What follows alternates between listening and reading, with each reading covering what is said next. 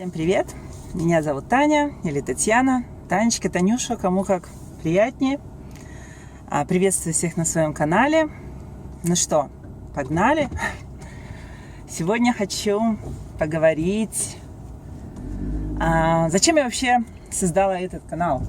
Хороший такой вопрос. Мое второе видео. Сегодня попытаюсь снимать горизонтально, может лучше будет получаться. Создала канал для кого? Прежде всего для себя самой. Да, звучит забавно. Проект абсолютно не коммерческий. На 100%, да, потому что я смотрела много YouTube каналов. Конечно, многие из них, особенно у кого там тысячи, сотни тысяч, миллион подписчиков, это проекты денежные, да. То есть люди просто находят какую-то тему, которая интересна многим, и, собственно говоря, зарабатывают баблишко, да. Вот, нет, в моем случае я просто что-то долго тянула. У меня есть Инстаграм, есть Фейсбук, но я как-то захожу достаточно часто, но пользуюсь, так сказать, не выставляю фотографии, очень редко выставляю, так, по особым случаям сказать, вот. А этот канал прежде всего для меня. Почему? Потому что есть у меня такое понятие, как такая черта характера, перфекционизм называется. Вот. И это значит, что кто страдает, тот меня понимает. Хочется все делать идеально, да? А мой папа всегда говорил: лучшее враг хорошего. И вот я с ним сейчас абсолютно полностью согласна. Потому что как бы ты ни пытался сделать идеально, все равно, если ты зациклен на этой идее, ты все равно найдешь, что было не так и что можно было исправить. Но, как говорится, век живи, век учись. Да? На то мы и люди, чтобы совершать ошибки, чтобы как-то их исправлять и пытаться делать все с каждым шагом, с каждой попыткой как бы себя развивать и пытаться делать все лучше и лучше. Вот, собственно говоря, я тоже думала, так что-то мне захотелось вот уже в 30 с хвостиком, не помню, сколько точно мне лет, да это не важно. Захотелось, как это по-дурацки не звучит, приносить вот людям пользу, да? Творить что-то такое полезное. Не только для себя, которое, может быть, есть такая вероятность, будет полезно кому-то еще. И вот такая идея у меня поселилась в голове вот буквально последний год. Хочу помогать людям, хочу и не знаю как, что делать. Много сейчас всяких там развелось уже этих ясновидящих, там, тарологов, гадалок, там, провидцев, я не знаю, телепатов, еще кого, которые за денежку вашу, конечно, постараются решить все ваши вопросы. Я тоже с некоторыми такими людьми разговаривала. Нет, они я не могу сказать, что они там все аферисты. Нет, конечно. Сейчас много людей достаточно продвинутых, у которых есть дар. И я абсолютно не вижу ничего плохого в том, что люди зарабатывают этим деньги. Это то же самое, как это самая идеальная работа для меня. Это работа, которая в то же время является твоим хобби. То есть ты делаешь что-то, что увлекательно тебе, интересно, и это при этом приносит тебе деньги. Собственно говоря, мне кажется, мы все должны к этому стремиться. Некоторые, они окей, у меня есть на работе, коллеги многие, они говорят: вот у меня есть хобби после работы, а работа, вообще, она мне не в кайф особо, да, я ее делаю просто потому, что чтобы деньги зарабатывать, и на это хобби потом тратить. Не только на хобби, но и на жизнь, соответственно, тоже. И вот они же сидят в одной позиции по 15 лет, кто-то 20 лет, кто-то 10, да, и они всем довольны. Но некоторые люди нет, они ищут что-то лучше. Вот. Я такой перфекционист. Думала, надо что-то открыть канал. Тоже увлеклась Таро. Подписалась на канал этих тарологов. Интересно, может мне что-нибудь такое попробовать открыть тоже. Хотя бы для себя делать. Там, глядишь, и людям полезно. Потом подумала, Таро, я же еще не очень давно занимаюсь Таро. Еще не идеально. Опять... Прежде чем людям что-то нести, что-то рассказывать, надо же самому овладеть на 100%. А кто знает, где эти 100%, да? О них тоже не знают, где 100%, потому что ты будешь 20 лет этим заниматься, 30, и всегда будешь находить в этой теме что-то новое и интересное для себя. В том-то и проблема. Вот то, что касается духовного развития, каких-то вот, ну, эзотерики, да, как бы там нету границ. Нельзя вот на 100% это изучить. Ну, ты можешь изучить там на 100%, как машина работает, да, на кнопки нажимать. Муж на меня, кстати, ругается, говорит: ой, узнал, что я видео стала записывать. Вот, и на дорогу смотреть, и на видео. Он думает, что я такая красавица, и постоянно на себя в камеру смотрю. А я говорю: да нет, вот я же еду на дорогу, смотрю. Поэтому, кто смотрит, вы не обижайтесь, что у меня там камера трясется, да, или что я не смотрю в кадр, смотрю на дорогу, да. Особенно потому, что дорога на работу у меня занимает минут 20, ну, ровненько 20 минут, если без всяких дорожных там условий, там происшествий, да, и погодных условий, да. В нормальных условиях дорога занимает 20 минут на работу, 20 минут с работы. Но это как бы по хайвею, то есть большую часть пути мне надо ехать по хайвею со скоростью 120-130 км в час. Это же я не гоняю, как бы нормальная тут скорость, лимит 110, соответственно, я обычно езжу, ну, 120, на обгоне 130. Ну и, конечно, камера трясется, потому что у меня же не профессиональная камера, обычный телефон, вот установлен на держалку. Телефону уже, дай бог, будет осенью 4 года.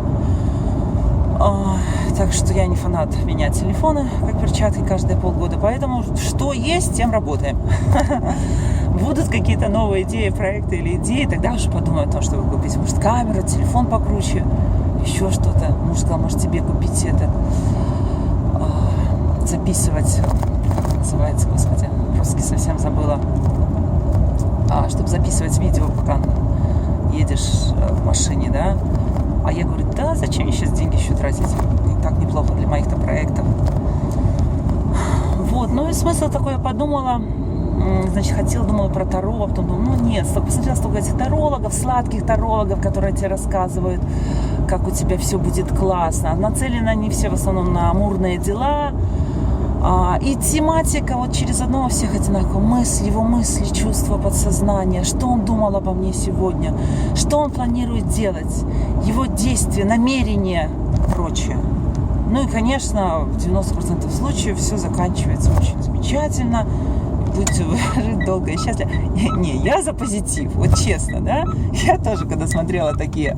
Кстати, вот самое интересное, что когда начинаешь смотреть, очень многое совпадает, да. Я, может, отдельное видео на эту тему запишу, не хочу сейчас отвлекаться. Вот. И мне тоже всегда приятнее знать, что все закончится как в сказке, да? Хорошо. Вот. Ну, жизнь, к сожалению, не всегда такая оптимистичная, поэтому ладно. Ну да ладно, с этими Таро. Почему все-таки я создала этот канал, да? Вот. Ну, тоже, значит, и появилось у меня время. Я тут просидела недалече 2 месяца дома в связи с этим ковидом, коронавирусом. Вот мы начали работать из дома, поработали недельки 3, а потом нас всех и послали за свой счет. Грубо говоря, временно уволили на 8 недель. Ну, и вот честно, пока дома сидела, почему говорю, проект не денежный, абсолютно не коммерческий, потому что даже вроде когда деньги были надо, я его потратила вот на обучение, да, по своей тематике, в той теме, в которой я работаю, что думала, ну, может, придется новую работу искать. То есть, как бы, я смотрела много, конечно, YouTube-каналов, прочее, но у меня не было даже такой мысли, вот, кроме как тогда я про Таро подумала, чтобы создать канал. А потом, к удивлению моему, да, нас опять позвали на работу, вот, в июне, да, недельки 3 назад. И я начала работать из дома, потом поменяли проект и сказали, все, надо работать из офиса. По новому проекту не могу я работать из дома. И опять стала ездить в офис. Не сказать, чтобы я расстроилась, наоборот, как-то обрадовалась, да. Потому что я это время, вот 20 минут на работу и с работы, я называю me time. То есть это время для меня самой.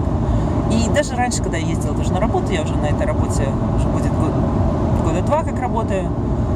И я это время вот обычно использую так, вот подумать, самой, ну, образно говоря, делаю постоянно то же самое, что и сейчас, только на камеру не записываю.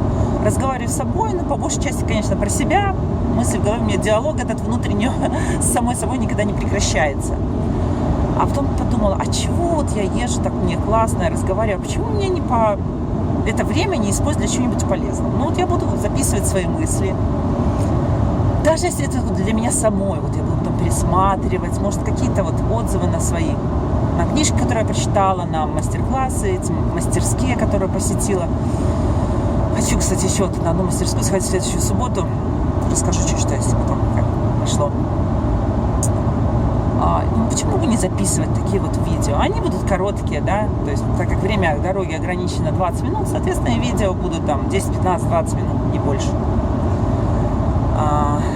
Ну и, думаю, буду приносить вот пользу, хотя бы себе. Даже если у меня там будет 2 подписчика, no problem. Я как бы я говорю, опять-таки, канал для меня, мысли мои. Если я вот своими мыслями и вот своими беседами, какими-то разговорами тут помогу вот включить мозги хотя бы паре человек, так сказать, которые тоже начнут задумываться над теми же вопросами, что я задумывалась, вот, это будет просто замечательно. Я буду считать, что моя цель достигнута, да. Ну, а больше людей, соответственно, это уже как бонус. Вот. Ну, просто так получилось, что я в принципе как бы старалась помогать людям, да, вот, ну, друзьям в основном части, вот те люди, которые как бы знакомые, да, ну, с кем ты общаешься, вот на работе у меня коллеги, даже не очень хорошие друзья, просто как бы коллеги, и вот если кто-то был в какой-то, ну, такой тяжелой ситуации, больше психологической, скажем, да, я не психолог по образованию, но хотя я очень много читала литературы на разные темы, и как-нибудь сделала отдельное видео, чем я только не занималась в этой жизни, да, вроде вот жизнь еще такая короткая, не сказать, что мне тут 150 лет, но тем не менее очень много чем успела заниматься именно в плане работы, в плане хобби, поэтому какой-то опыт уже есть, да, как тут говорят, это бэкграунд, так сказать, фон, вот, поэтому помогала я людям, но в основном точечно, то есть как бы ты общаешься с человеком, а у него проблема, он там развелся или развелась, или вот, ну, случилась какая-то ситуация тяжелая в жизни, кто-то потерял кого-то из родственников, ну, как это, сложно с этой ситуацией как-то справляться.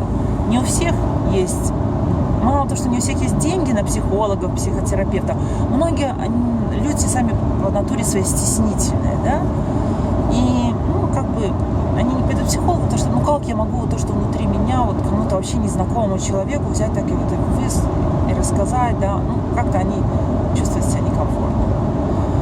Вот. А так, вроде, когда ты разговариваешь с человеком, которого ты знаешь, как бы, вот, ты можешь поделиться, какой-то совет выслушать, и вот, ну, реально многие, как бы, люди говорили потом спасибо, да, вот спасибо, ты как-то вот помогла, твои, ну, как бы, разговоры с тобой, как бы, то, что твои какие-то советы, идеи, они реально помогли. Я подумала, ну, классно, это всегда приятно, когда, тем более я же это не за деньги делаю, да, не за деньги делаю, а просто так, за спасибо, как бы, за хорошие отношения.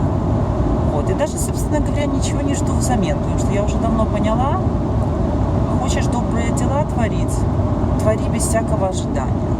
Потому что если ты будешь ждать какой-то отдачи, это будет одно сплошное разочарование. Люди часто не понимают, да, они думают, ну, если ты хочешь помогать, это, наверное, твое внутреннее стремление, да, и наоборот, это я тебе помогаю еще тем, что ты мне помогаешь, вот, поэтому, кажется, забавно звучит, но как бы так и есть. И люди, они склонны помнить, ну, как бы дольше помнить, вот, когда другой человек сделал что-то плохое, чем хорошее, да, вот хорошее быстро забывается, мы его не знаем, говорят, к хорошему быстро привыкаешь, это правда. Быстро привыкаешь к хорошему, хорошей работе, хорошему дому, хорошему отношению к себе. И если вдруг потом ты это теряешь, то есть ты перестаешь это ценить, а когда теряешь, ты потом понимаешь, что, блин, насколько хорошо мне было, да? И вот так как этот человек ко мне относился, так как он меня любил, меня, возможно, никто больше не будет любить, а я вот это не ценила или не ценил, да? Такое вот случается. Люди потом жалеют, но как бы иногда даже, во-первых, вернуться чаще, например, к чему-то старому, или вернуться домой из эмиграции, вернуться там, к бывшему мужу, жене. Часто вот бывает не позволяет гордость, да, я же такой принц или принцесса, как это я так, а что люди подумают, а что люди скажут, вот это постоянное желание, постоянная привычка оборачиваться на других. Вот люди скажут, что у него не получился, он такой вот лузер, да, лузер. Да какая разница, что люди скажут? Делай то, как тебе будет приятно. Сколько раз говорила, живу в Канаде. Но много раз рассматривала варианты, что и сейчас до сих пор рассматриваю, что я любой день я готова вернуться на родину. Да, потому что, ну что, как бы тут у меня есть пару друзей. То есть из домашнего города старые друзья, только буквально одна подруга тут с семьей, да, все.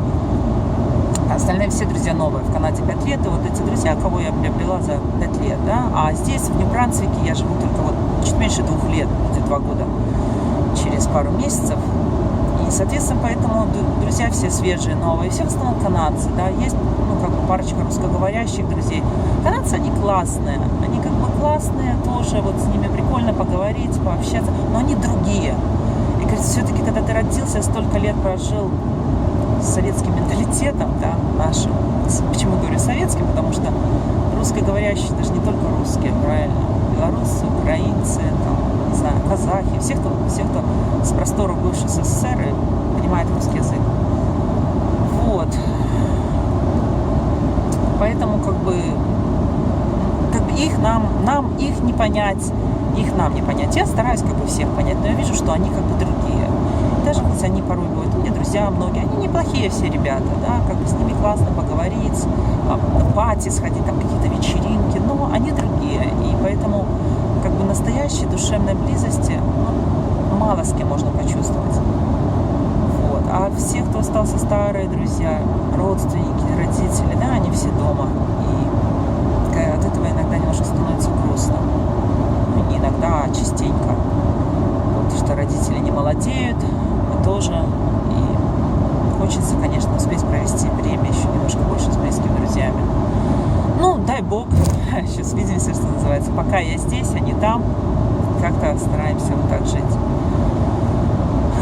Вот, поэтому и канал я создала, что думаю, езжу на работу, буду разговаривать так, буду рассказывать о своем опыте. Может, немножко рассказывать о Канаде, может, рассказывать о том, вот, как я вот, иду по этому пути духовного развития. Я все еще иду, да, как встала на него, вот, как родилась, так и иду, как и все мы идем. Ну, и это правильно, и это правильно. Это надо постоянно, как бы, развиваться, как я уже говорила, задавать вопросы, искать информацию и стараться как-то все-таки быть немножко полезным, да? Потому что мы все по натуре эгоисты, все без исключения. Не рождаются у таких людей сразу альтруисты, да? Эгоисты, человек привык думать как бы о себе самом, вот, это как бы, с одной стороны, это правильно, потому что любить себя надо, говорят, сам себя не полюбишь, никто тебя не полюбит. И это тоже правда. Но также надо иногда стараться, когда ты уже свои основные потребности удовлетворил, есть, там, пить, что там нам надо по пирамиде Маслоу, да? Вот. Тогда тебе уже хочется начинать что-то делать еще для общества, для людей. Хотя даже если пусть общество этого не ценит сейчас, но всегда найдутся те вот единицы, да, которые поймут, оценят и скажут спасибо. Хотя бы про себя мысленно скажут спасибо, уже на том спасибо. Потому что у нас у всех тут один ментал, да, как бы это спасибо все равно придет по назначению. Вот, никуда оно не денется, никуда оно не потеряется. Вот, поэтому я хочу посмотреть, даже интересно, что я не буду ставить такие прям затасканные темы, как бы на свои видео. Я вот буду стараться подбирать что-то вот по теме именно, да, чтобы никого не дезинформировать. То есть о чем буду говорить, то буду ставить заголовки. Ну, посмотрю, насколько много люди задают такие запросы на YouTube, вообще интересуются ли, да. Потому что я видела каналы по духовному развитию, ну там такие приколы. То есть, ну, в основном люди собирают как бы информацию, тех, кто вот, подписчиков настроен на бизнес, как бы собирают там чужую информацию, перерабатывают, делают красивенькие видео, заставочки там вставляют, там эти все субтитры, да, там на разные языки переводят, музычку красивую, ну и вот. А потом просто смотришь комменты, читаешь, а там такие люди забавные, то есть, или думаешь, ну, когда человек или по ошибке на канал попал, или там реально все такие приколисты, потому что в основном на этих каналах почему-то прикольнее читать комменты, а не сам контент, да, само содержание. Я не знаю почему. Вот, так интересно. Ну, по крайней мере, может, я на такие каналы нарывалась, да. Ну, много полезной информации на YouTube есть в интернете. Вот, и говорят тоже, вот, интернет большая помойка. Помойка, да. Потому что какого-то только хлама нет. Но в любой помойке можно найти какой-то антик, раритет, да. Если глубже копнуть, заткнуть носик, не побояться запаха, всегда можно открыть какую-нибудь реально ценную штучку, которая потом тебе принесет $1 000 000. Вот. И не в плане денег, да, я имею в виду, даже в плане... Мы же все-таки по духовному развитию, тут беседы о главном. Поэтому я говорю для себя, то есть $1 000 000 подскажет тебе какую-то идею, направить тебя на путь истины, да, идти по пути своего предназначения. Вот. Самое главное это идти по своему пути. Мы все сбиваемся времени от времени, мы делаем ошибки, мы можем сделать тот или иной выбор. И не сказать, чтобы неправильный выбор, но этот выбор может нас немножко отвести дольше, да, и мы потратим больше времени на то, чтобы достигнуть той цели, к которой мы идем. Вот. Поэтому вот такие дела. Видео было о том, для кого, для чего и почему создан этот канал. А я уже подъезжаю к работе, поэтому буду со всеми прощаться. Впереди тяжелый рабочий день, но погода сегодня блестящая, собственно говоря. Июнь нас очень радует. Тут в Канаде, в Нью-Брансвике обычно июнь холодный, ну, достаточно еще прохладный, скажем, но очень-очень в этом году он теплый. Наверное, как компенсация в связи с коронавирусом. Теплый июнь, мы уже открыли даже купальный сезон в океане. Вот так вот. Так что всем хорошего дня, ну и до скорых встреч!